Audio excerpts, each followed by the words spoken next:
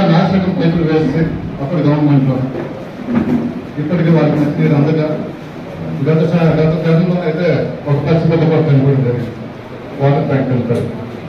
అమలు వాళ్ళకి తప్పనిసరిగా మన హైంలో మంచినీరు అందాలి సార్. వాళ్ళు చాలా సంవత్సరాలు పెట్టారు ఎలక్షన్ ఇస్తున్నారు ఈ ప్రజలు. మున్సిపాలిటీలో ప్రతి డ్రైనేజ్ వ్యవస్థ శుభ్రం బాగా చేయాలి సార్. చాలా పనులు ఇప్పుడు పనులు అయితే వాళ్ళు వెళ్ళే రహదారి కూడా లేదు సార్. అది 20 సంవత్సరాలు పెట్టి అక్కడ మనం ఇప్పుడు తెలుగుదేశం హయాంలో అక్కడ మనం పనులు ఇంకా ప్రారంభమైంది. ఈ రోజు కూడా ఒక పనులకి కనీసం రహదారి కూడా లేదు సార్. రాత్రులు 6 గంటలు వెళ్ళాలని కూడా ఇబ్బందికర పరిస్థితి. నైట్ కూడా స్ట్రీట్ లైట్లు కూడా లేని పరిస్థితి.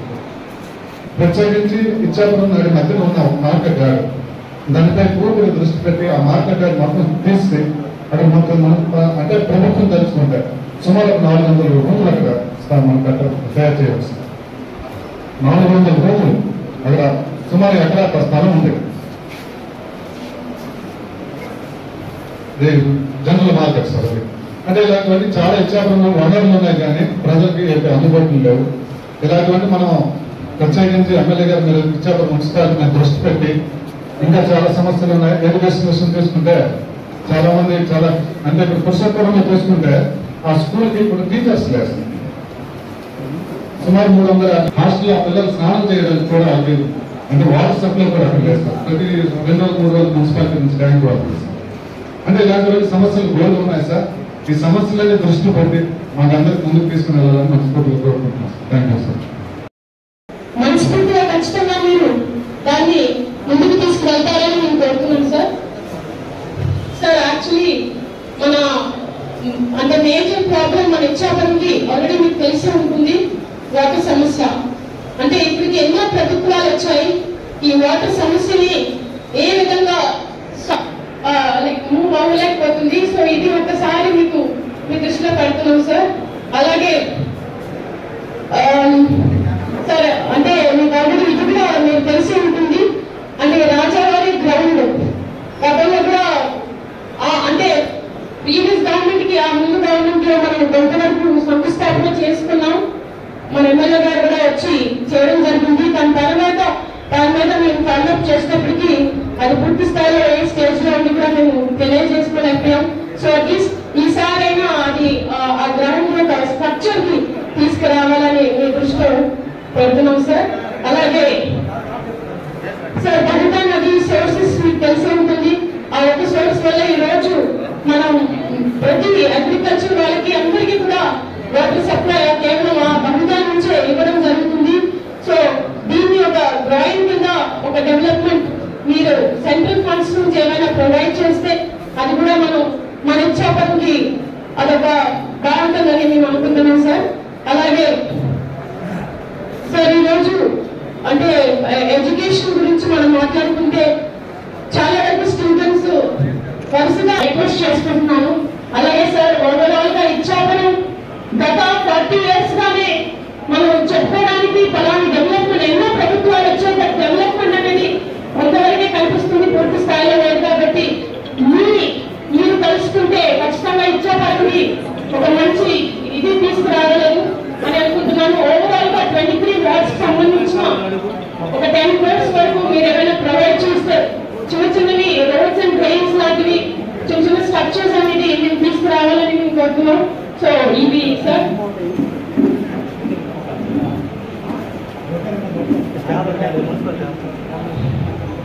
సార్ ఫైనల్ గా ఇంకొక చిన్న ఇష్యూ సార్.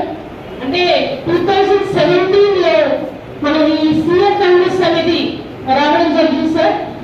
అయితే దాని తర్వాత అంటే కాంట్రాక్టర్స్ రోజు రోజుకి పనులు చేయడం అంటే ముందుకు రావడం జరగట్లేదు సార్.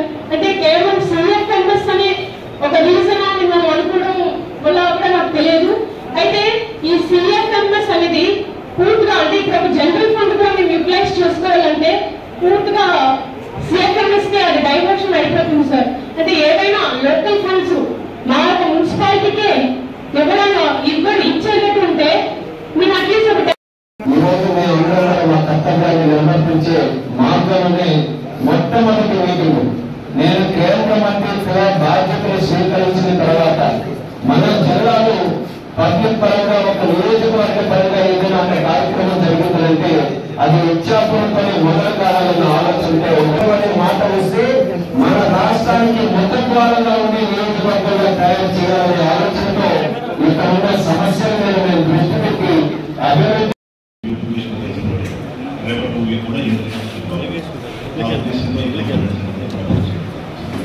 ఎన్సీసీ వాళ్ళు వర్క్ స్టార్ట్ చేసిన తర్వాత నదిలో అంటే సీజన్ అయిపోతుంది కాబట్టి సమ్మర్లో స్టార్ట్ చేయమన్నారు. ఓన్లీ జనవరి నుంచి ఏప్రిల్ వరకే చేయడం సాధ్యమవుతుంది. వాళ్ళు స్టార్ట్ చేసి ఒక 4.5 కోట్ల వర్క్ స్టార్ట్ చేశారు. తర్వాత ఇచ్చాపురంలో స్టార్ట్ చేశారు శాంపిల్ కాదు. సో ఆ రోజు మనం 2019 ముందే శాంక్షన్ చేసిన వరకు అలా కంటిన్యూ అయితే ఈ రోజుకి అయిపోయి ఉండవచ్చు. మనం ఎప్పుడైతే 25% లెస్ గా ఉన్నాయని కన్ఫ్యూజన్ వచ్చిందో 3 years దాంట్లో పోయింది మనం. అప్పుడు 2020లో స్టార్ట్ చేశారా 22లో చేశారు? 22లో స్టార్ట్ చేశారు మనం. 22లో స్టార్ట్ చేసిన తర్వాత కూడా 2 years ఏదైతే ఉందో అందులో కూడా మనకు పెద్ద ప్రోగ్రెస్ ఏం రాలేదు. సో స్టార్ట్ చేసిన తర్వాత కూడా ఎందుకు మళ్ళీ డిలే అయింది? పేమెంట్స్ కూడా రాలేదు. అది అవును, మరి అది అక్కడ పెట్టారు కదా, అది ఎక్కడికి వెళ్తుంది? అక్కడ నుంచి రూరల్ మీటింగ్ పెడుతున్నారు. దాని నుంచి మున్సిపాలిటీకి ఏ కనెక్షన్ ఇవ్వట్లేదు. ట్యాంక్ వరకు అక్కడ పెట్టుకున్నారు. సో ఇప్పుడు మనకి మెయిన్ గా ఏంటంటే ఇచ్చాపురంలో 23 వార్డులకి మనం 24 hours వాటర్ సప్లై చేయాలి. దానికి ఈ స్కీమే మనం కంటిన్యూ చేయాలి. ఉన్న పరంగా మనం ఎక్స్టెన్షన్ మనం చేసుకొని చేయాలి. దాని పరంగా ఏదైనా పేపర్ వర్క్ జరిగిందా?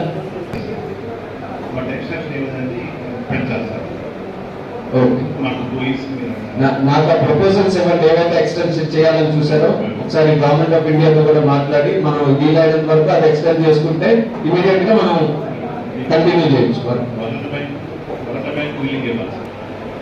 మనం ఆల్మోస్ట్ నేను మీరు మీ ప్రెజెన్స్ లోనే గతంలో కూడా ఒక రివ్యూ మీటింగ్ పెట్టారు. అప్పటి నుంచి ఇప్పటి వరకు కూడా ఈ డ్రింకింగ్ వాటర్ గురించి డిస్కషన్ అవుతున్నాను. ఎన్సీసీ వాళ్ళు వాళ్ళ కాంట్రాక్ట్ క్లోజర్ కోసం అని చెప్పి వాళ్ళు పెట్టుకున్నారు. ఎక్స్టెన్షన్ ఆఫ్ టైం ఇస్తే అది మనకి ఏ రకంగా ఉపయోగపడుతుంది అంటే వాళ్ళు క్లోజ్ చేయాలి అనుకున్నప్పుడు మీరు 2 years మీరు చేయలేదు. బట్ వాళ్ళకి 5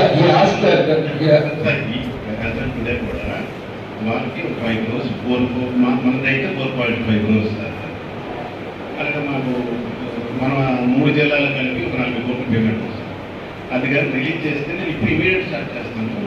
దీనికి ఏంటంటే ఏం లేదు, బ్యాంక్ అమౌంట్ బ్యాంక్ రిలీజ్ చేస్తాను. దాన్ని మ్యాచింగ్ అందరి ప్రీతమ నాయకులు,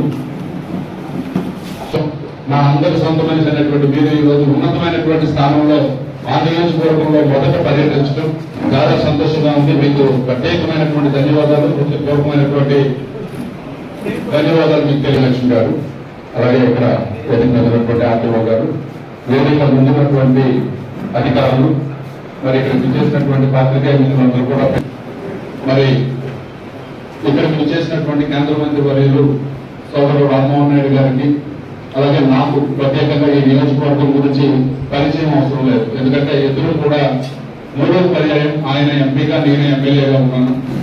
అనేక రకమైనటువంటి సమస్యలతో సతమతమవుతున్నటువంటి నియోజకవర్గం ఇది.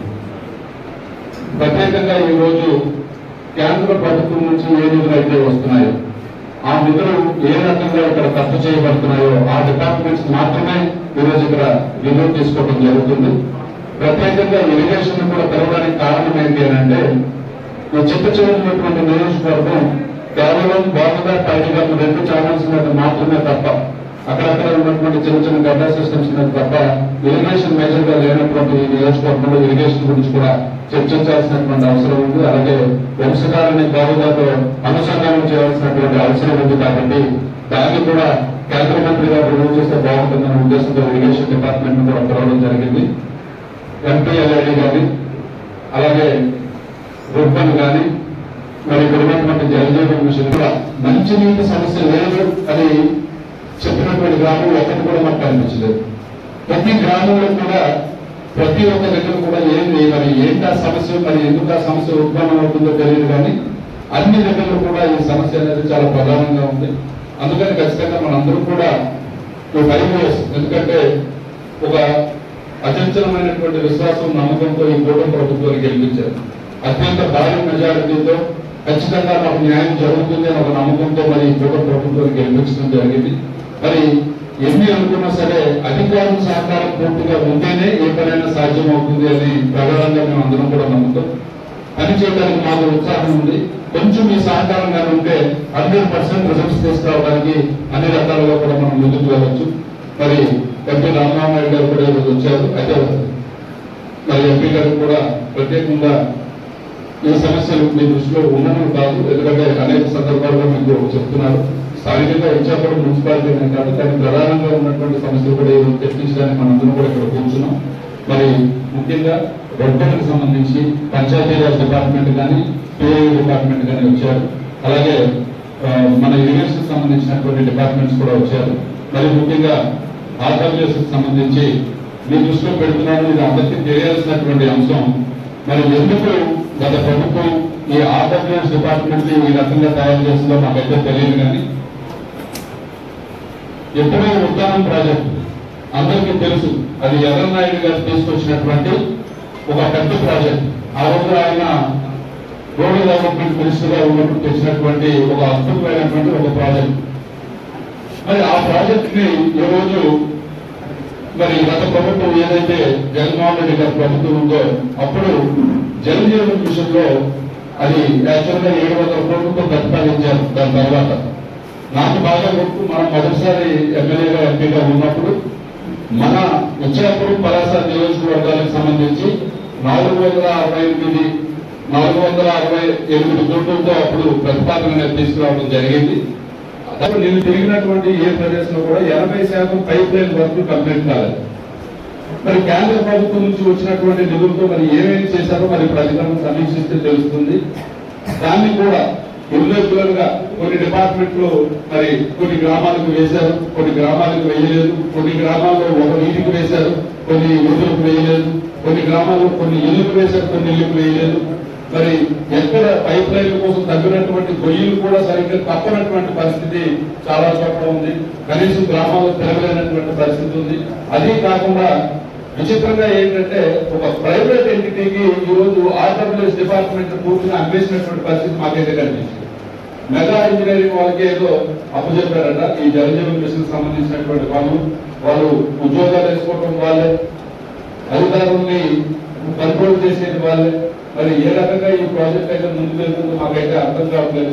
ఇంతవరకు ఆ పనులు ఎంతవరకు పురోగమించే ఏంటి పరిస్థితి అనేది కూడా ఇప్పుడు మనం సమీక్షలో తెలుసుకోవాలని ప్రధానమైనటువంటి అంశం. కానీ మిగిలిన అంశాలన్నీ కూడా మీరు ఎలాగో రివ్యూ చేస్తారు, రివ్యూ చేసినప్పుడు మాట్లాడతారు. కాబట్టి ఖచ్చితంగా అధికారులు కూడా పూర్తి స్థాయి సమాచారంతో వచ్చారని నమ్ముతున్నాను. ఖచ్చితంగా మరి మీరందరూ కూడా ఈ సమీక్ష సమావేశాన్ని విజయవంతంగా కంప్లీట్ చేసి ఈ సమీక్ష అయిన తర్వాత ఏదో సమీక్ష కేవలం మాటల వరకు పరిమితం చేయకుండా ఇప్పుడు వచ్చినటువంటి సలహాలు సూచనలు, ఇక్కడ చాలా మంది విలేకర్స్ ఉన్నారు, ఇక్కడ కొంతమంది బయట నుంచి కూడా వచ్చినటువంటి వాళ్ళు ఉన్నారు, వాళ్ళ సలహాలు కూడా తీసుకొని పనులు పురోగమించే విధంగా మీ అందరూ కూడా మనం సహకరించాలని కోరుకుంటున్నాను. Thank you very much.